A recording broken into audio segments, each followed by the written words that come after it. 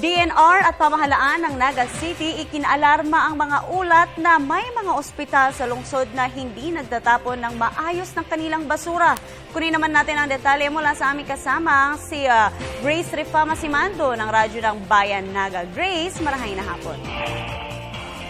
Yes, naalam ang DNR at Naga City Management Office nang matuklasang may ilang mga hospitals dito sa Naga ang hindi nag-oobserba sa wastong paraan ng pagtatapon ng mga hospital waste. Ipinahayag ngayon ni Engineer Joel Martin ng Naga Sentro na napatunayan nila may mga ospital, clinic at iba pang medical facilities ang walang sariling waste chamber na paglalagakan ng kanilang mga basura. Kaugnay nito, ipapatawag ng Sentro at ng DNR ang lahat na pamunaan ng mga hospitals upang papaliwanagin sila ng hindi pagtatapon ng maayos na mga hospital waste.